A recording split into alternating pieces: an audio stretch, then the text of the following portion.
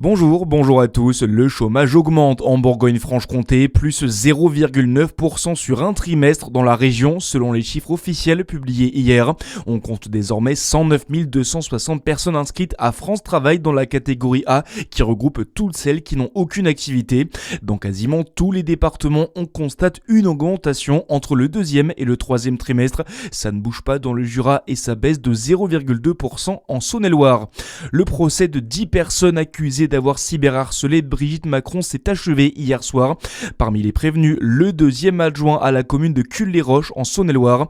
Le procureur a requis jusqu'à 12 mois de prison pour chacun des prévenus. Le délibéré sera rendu le 5 janvier prochain. La commune de Saint-Aubin se mobilise pour la sécurité de ses concitoyens. Un nouveau centre d'incendie et de secours verra le jour d'ici l'année prochaine.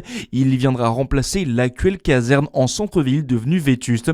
La première pierre a été posée lundi matin en présence de plusieurs élus jurassiens. La caserne viendra en complément de celle de Dole, comme l'explique le président du département, Jérôme Fassenet. C'est vraiment très important d'avoir cette caserne neuve puisque ça contribue au maillage de la sécurité sur l'ensemble du territoire. On n'est pas loin de Dole, mais ça vient en complément puisque le centre d'incendie et de secours de Dole ne peut pas forcément répondre à tout aussi, et c'est pour ça que nous avons fait le choix de mailler l'ensemble et de reconstruire cette caserne, qu'elle vienne en appui sur l'appui local. C'est un travail qui est basé aussi avec des volontaires, donc les volontaires, on ne peut pas se permettre d'avoir des centres trop éloignés, il faut qu'il y ait quand même malgré tout des centres locaux.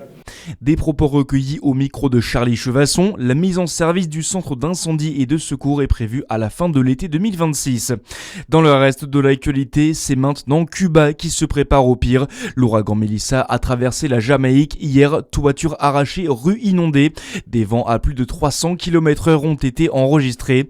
Un demi-million de foyers sont privés de courant sur l'île, soit les 2/3 des clients des services publics d'électricité. Des hôpitaux ont été endommagés.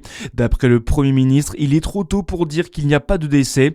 La Jamaïque vient de subir l'ouragan le plus puissant de son histoire.